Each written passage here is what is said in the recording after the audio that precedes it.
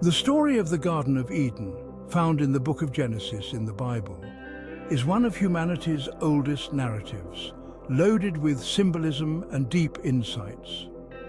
Here is a retelling that delves into the elements that might have contributed to humanity's fall according to interpretations from religious, psychological, and allegorical perspectives. In the beginning, God created a paradise, the Garden of Eden, where everything was in perfect harmony. Adam and Eve, the first humans, were placed there to live in innocence, free from suffering and moral knowledge.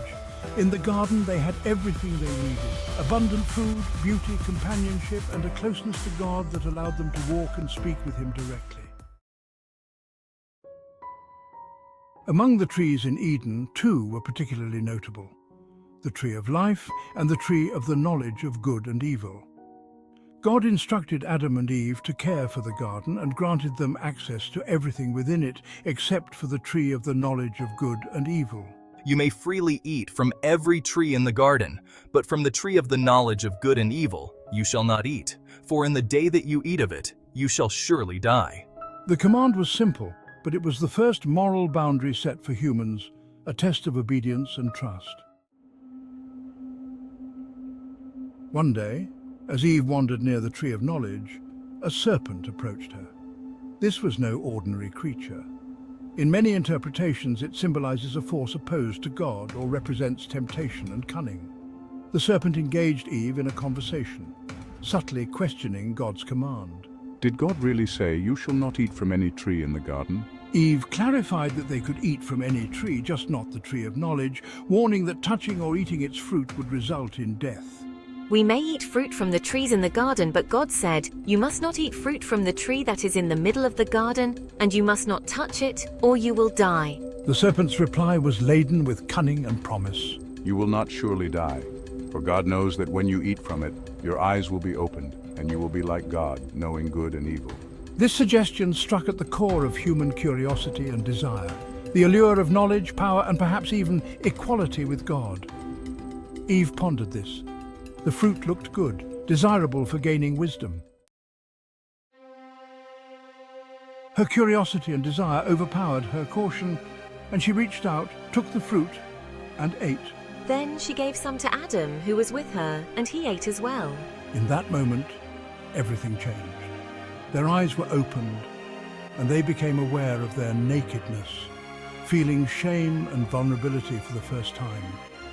When God walked through the garden and called to them, Adam and Eve hid, ashamed and fearful. This act of hiding reveals a profound shift. Their relationship with God was no longer based on open trust. When God asked if they had eaten from the forbidden tree, Adam blamed Eve, and Eve blamed the serpent. This deflection marked the entrance of guilt, shame, and division into human experience. God, deeply saddened by their choice, pronounced consequences for their disobedience. For Eve, he said there would be pain in childbirth and a complicated dynamic in relationships, as her desire would be for her husband, but he would rule over her. For Adam, God said the ground would be cursed, and only through toil and sweat would he obtain food, symbolizing the struggle for survival and the challenges of life. Finally, humanity was expelled from Eden, to prevent them from eating from the tree of life and living eternally in a state of disobedience. This story is symbolic, with layers of meaning that go beyond the literal events. The desire for autonomy and knowledge. Eating the fruit symbolizes humanity's desire for knowledge and independence, even at a cost.